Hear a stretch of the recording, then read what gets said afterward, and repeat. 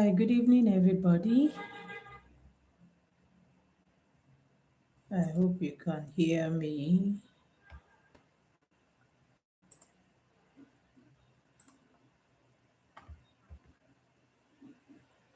Good evening, good evening, good evening, good evening. Yes, I am so excited to be here tonight, and I hope you are. This is my second live video this week. I had one on Sunday where we talked about who are you? We talked about our identity, and today we're going to be looking at trauma and its triggers. I like this topic. I like this topic. So how you doing? How you doing? Send me a message in the chat room if you're there. Let me know you're here with me tonight, that I'm not all alone by myself. I look forward to seeing as many of you that can join us live tonight. Great. How's your day been? Hope it's been good. My day has been great. Yes, it has been great. Been looking, been indoors all day, just, getting on with stuff and getting ready for tonight. Yes, getting ready for tonight. How's it been? Put in your chat if you're there, anybody there, whether on YouTube, whether on Facebook, if you're there, put in a hi. Let me know that you are there watching me live. I like today's topic, and the reason I like today's topic is because I found that it's something that, so many people can relate with. Um, I used to jokingly say, and I say it to my children, I think even they've caught on with the mantra, and I say to them, if you're if you are born into a Nigerian family, you're most likely suffering from one form of trauma or the other. And I used to say that thing jokingly, but recently I started thinking about it that though this thing may actually be true, I don't want it to become a mantra. Well, one of the things that, we are trying to do, and so many coaches, that I know are what people who, premarital coaches, marital coaches, people who are, work with parenting, people who work with children and teens. I know that, some of the things that we're trying to get rid of is this trauma, you know, to eliminate it as much as possible from as early as possible for the children so that they don't grow up to be traumatized adults.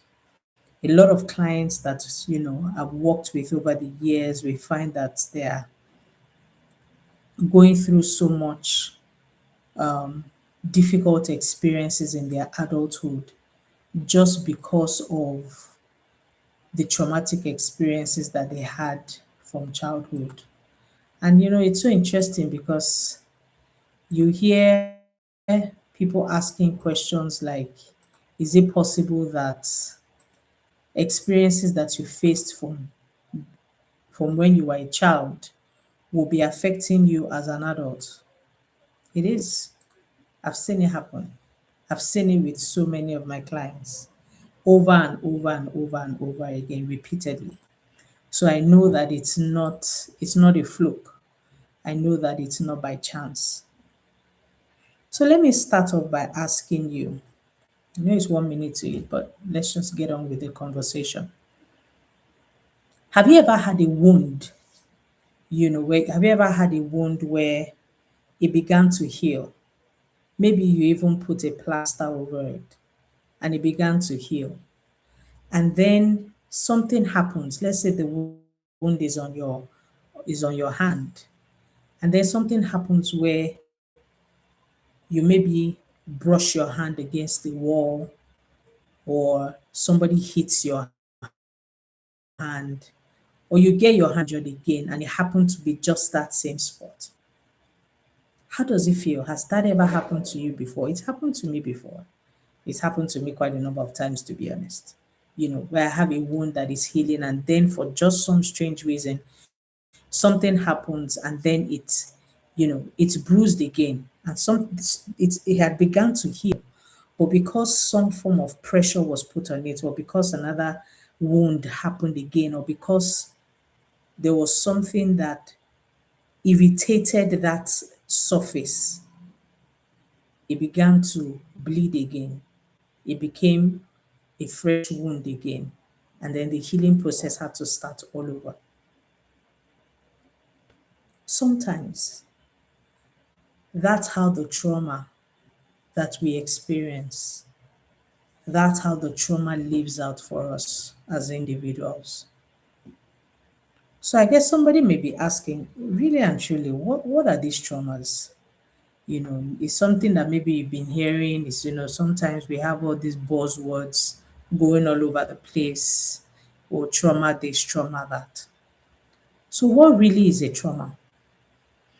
And a trauma does not necessarily have to be violent, you know. Um, a trauma can be something as simple as, I take that back, it's not simple. A trauma can be emotional neglect, and emotional neglect is not simple, especially if it is emotional neglect for the child.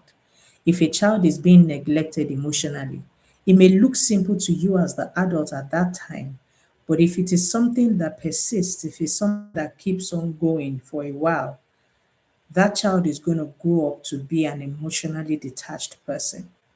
And that child is going to struggle with things like self-esteem, is going to struggle with things like self-confidence, because their emotions were neglected when they were children. And what could emotional neglect even look like in a child? A child is maybe having a meltdown, had a bad day at school, and they come back home and they're crying. And you, the parents, you're just like, look, can you just be quiet? Can you just shut up and stop crying? What is it? What happened to you? Is it only you? Every day you come back home and you're crying, what, blah, blah, blah, and you go on and on and on. And this child is thinking to themselves, wow, I just needed somebody to hear me out. And maybe somebody to even validate my emotions that I'm going through at the moment. That is a form of trauma. Constant criticism. You can never do it right. On Sunday, when we were talking about identity, that's one of the things that I spoke about. When you're growing up and you're constantly criticized, you're constantly rejected, you're constantly told that you can't do it properly. And then you grow up, you become a teenager, you become a young adult, and you find that you just seem to find yourself in situations where everybody thinks less of you. You've told yourself you're no good, so you can't do anything right. So you're always making mistakes. And because you're always making mistakes, you'll always be criticized. So the cycle continues, because as a child, you faced the trauma of being criticized. I mean, there are so many things that could form trauma. And of course, I'm not going to go into all of it. Hopefully, if you join me for my webinar coming up in June, where we would have a lot more time, to talk about these issues and how we can deal with them, and how we can truly, truly heal from them. And so, yes, we've acknowledged that, these traumas are there. We've pinpointed out some of the things that these traumas can be: abuse, violence, rejection, abandonment, um, growing up unseen or unheard. Now, that's something that really happens with a lot of African children. In African space, we have children growing up to be unseen and unheard. If I may, I remember when I was growing up, as a child, and bless my parents. My parents are wonderful parents. Trust me, guys. They are not. This is not calling them out or anything. My parents are awesome. But I grew up thinking that I am the last born of my family, and somehow I grew up thinking that I wasn't a part of this family. And this is something that I must say here. A lot of times as children, we form up stories based on the experiences that we're having at the time. Because For the average child, they want to be able to get their way into with certain things, but you, the adult, are the one that knows, okay, no, you can't have it here, you can't have it, have this, you can't have that. And because of some of those restrictions, as children, we form up stories that may not necessarily be true. So that's also possible. I think that this was the case for me because I just felt like it's not possible that these people are my parents. No, I don't belong to this family. And that's the story that I told myself for so long, you know. But and so a lot of times I just felt like, Yomi, why is it that it's only you that, they would tell to do this or tell to do that? And at a point I felt like I wasn't being seen or being heard. And I know a lot of children even today who, maybe your kids are watching TV, for example, and you need them to do a task for you. And they're like, oh, mommy, please, could you just give us 5 minutes? I just want to finish this show. And you're like, 5 minutes? I'm sending you on an errand. They're asking me for, who are you? Is that something you can identify with? Maybe you've experienced it. Maybe it's something you have done. But those are things that become, especially if they are repeated over and over and over again, if it's the norm, if it's the practice, it becomes a traumatic experience. And so these things happen to us as children. We grow up, we become young adults, and then we never really dealt with them. You never really dealt with that feeling of abandonment. You never really dealt with that feeling of being unheard or being unseen. And then you want to get into a relationship. And I talk relationships because as a premarital coach, one of my desires really is to be able to work with people, young people, to see themselves in the best way they can, to build their own self esteem, to build their own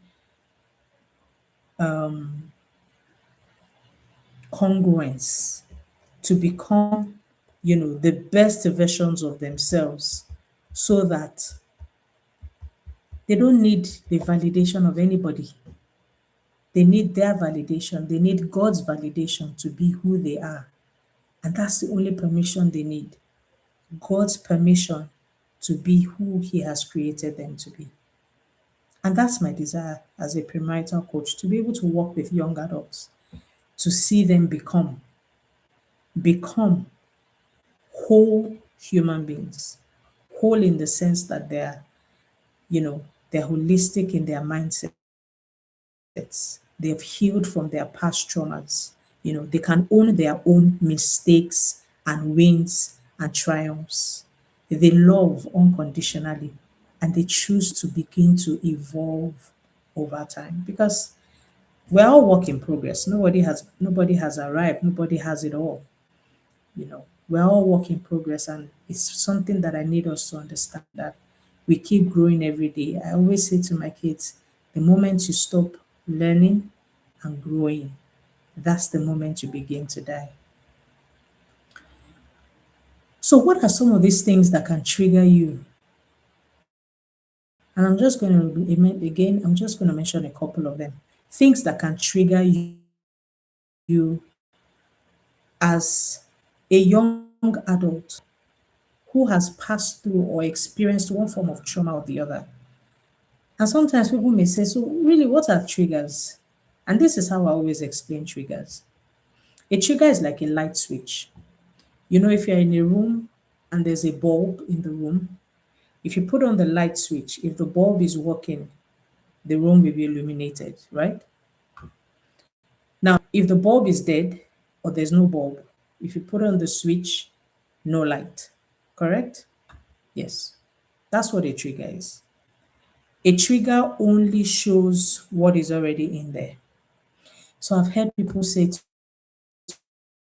to me, this, she made me do it. It's not something I wanted to do. I didn't want to do, I didn't want to abuse him in that manner. I didn't want to, depend on him so much. And on they go on, saying that the other person made them do what they didn't want to do. But by the time we sit down and we analyze it and we begin to look at, okay, let's think this through. Yes, this person did this to you, and you say it was a trigger. But why is it a trigger? Because it is inside. You know, the Bible says, out of the abundance of the heart, the mouth speaks. Exactly. That pain is in there. That traumatic experience is in there. You know, if you've gone through a heartbreak or if you've gone through a series of heartbreaks, you're going to mostly build up a resistance.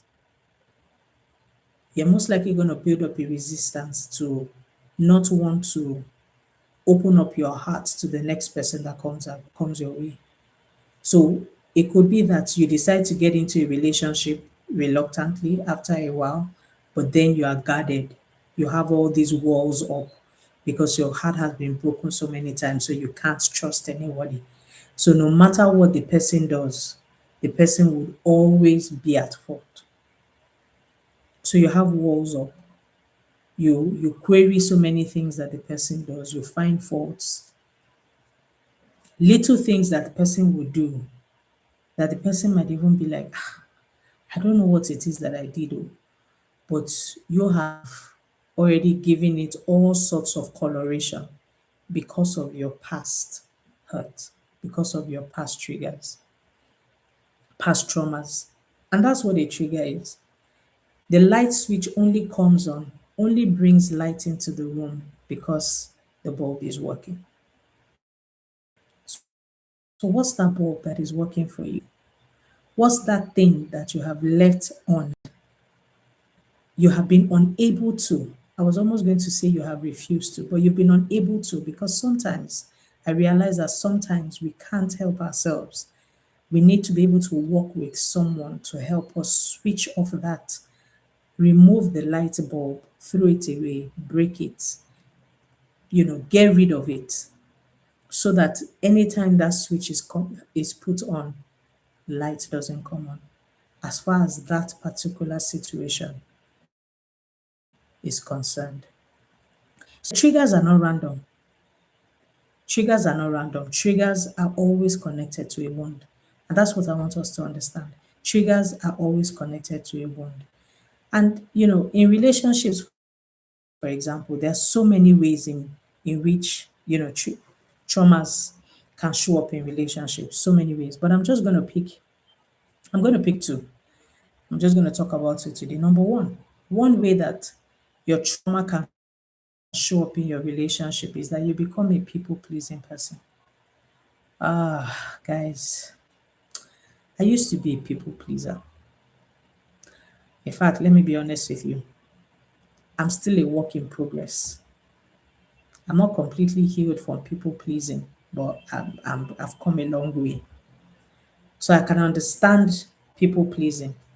And I had to look at myself and look at where is this coming from? Why have I become a person who all of a sudden I'm afraid of disappointing people? Why have I become a person who all of a sudden I lose myself? I change who I am. I change my essence just so that everybody else can be happy. Why have I become someone who,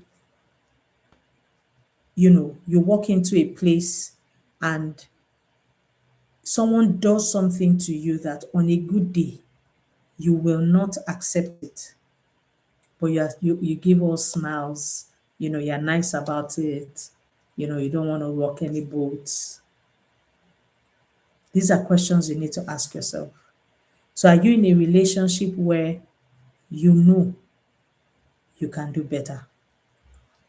You know that you're just in this relationship because XYZ said, this girl is good for you, this guy is good for you. You're getting older. Don't take too long. Don't do too much shakara. Don't be posing too much. And you see that you're in this relationship and you're losing yourself. You can't be who you are.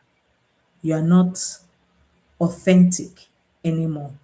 You are no longer original. The person you see yourself to be and the person you exhibit every day don't align. And you know when that begins to happen, guys, it's only a matter of time. You begin to fall apart. You begin to fall apart. What's another way in which traumas can show up in relationships? You begin to attach yourself to toxic relationships, which, could be closely connected to people pleasing. I mean, sometimes you can people please and not find yourself in a toxic situation, but sometimes you can. You find yourself being mistreated in that relationship, but you stay. I mean, I'm sure we've heard of several stories of people who face domestic violence and they told themselves, no, I can't live here. If I live here, what will people say? Are you in that relationship and you know you're not meant to be there, but you keep asking yourself, what will people say? Or you keep saying to yourself, oh my goodness, I've been in this relationship for 6 years. Do I want to end it now? Where will I start? My friend, you will start from the beginning in a peaceful and a loving relationship, because you begin to go through the healing process of healing from that trauma and finding yourself and not confuse chaos for love. Because sometimes when pain becomes familiar, you can feel safer than unfamiliar peace. I'll say that again. Familiar pain can sometimes feel safer than unfamiliar peace. You tell yourself, I just want to stay with what I know. I don't want to rock the boat. I'm not sure that peace exists. I'm not sure that it's even a possibility. Let me just stay with this pain. Once in a while, peace comes. You can do better than that. You can do better than that.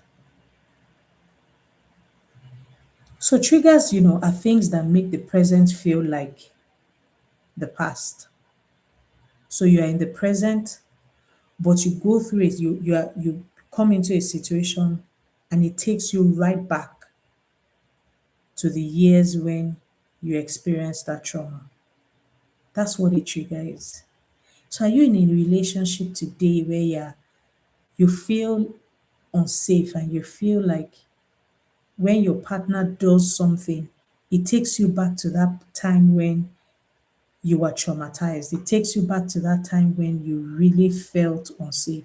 It takes you back to that time when there were things that were done to you that made you shrink and become less of yourself. You don't have to stay in that relationship, my friend. You can come out. You can begin to heal from those traumas, because that's the starting point. The starting point is not where you are. The starting point is not to look at oh, how can I do better in this relationship? No, we need to go to the roots. A lot of times, we want to look at the fruits and okay, how can we change the fruits? How can we make the fruits different? But I mean, think about a tree. A tree that is an apple tree would always produce apple. But if you want a different tree in that same spot, you're going to have to uproot the apple tree and plant something different. That's exactly what we need to do.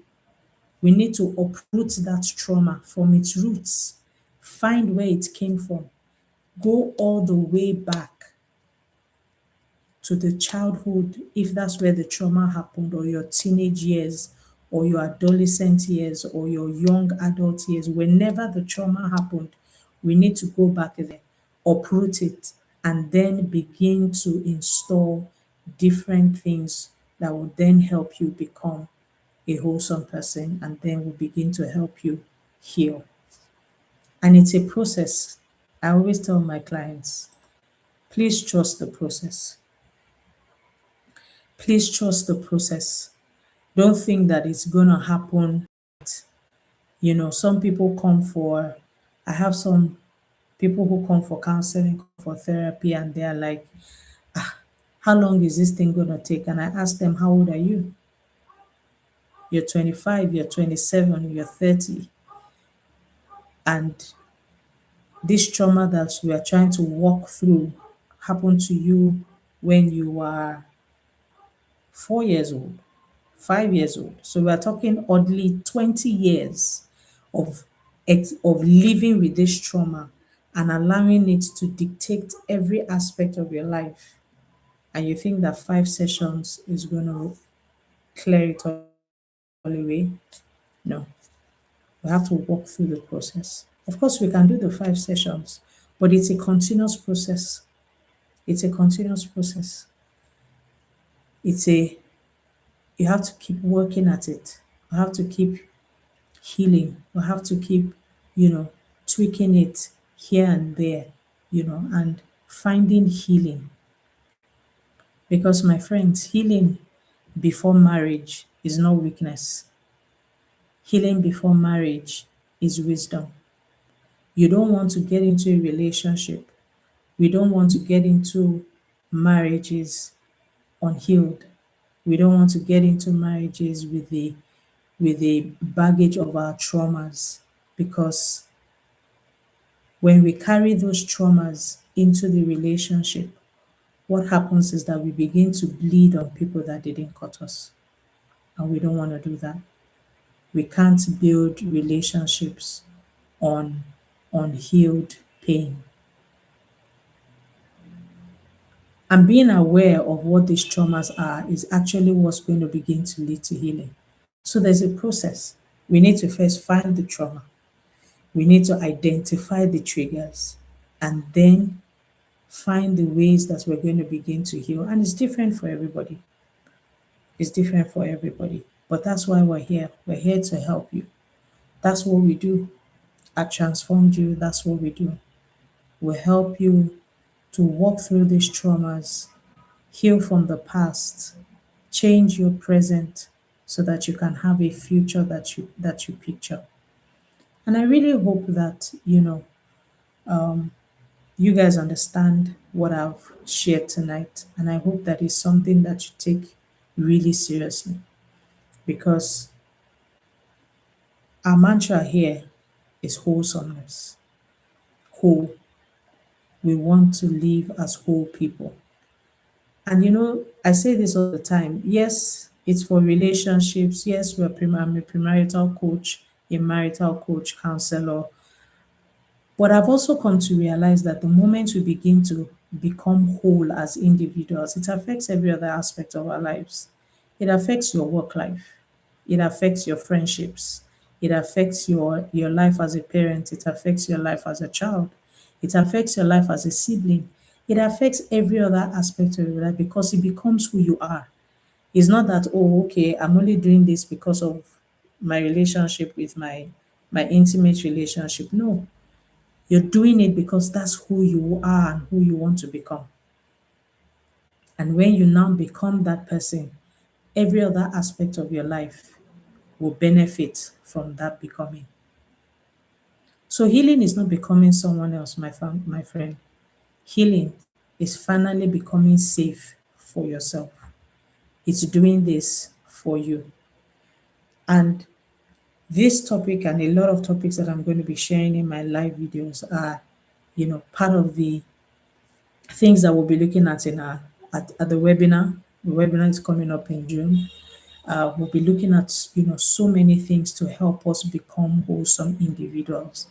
And again, like I said, yes, wholesome individuals, the focus might be intimate relationships so that we get into relationships right and we can do marriage right, but also so that we can be better human beings in our society, be better human beings for our friends, for our family members, for the community, for your office.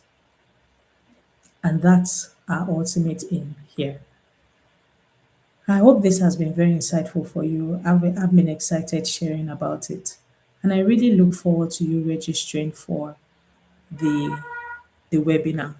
I'll put the link to that to be able to register for that. I'll put the link in the description box after this. And we really hope to have you with us. And if you want a one-on-one call, please reach out to us. All the links will be posted in after this, and we really look forward to hearing from you. Thank you so much for spending your evening with me. I really, really do appreciate it, and look forward to seeing you back here on Sunday for another interesting topic on how to lead a wholesome life. Thank you for watching. Thank you for being here with me. It's me, your friend Muduni. I honor you and I love you. Bye for now.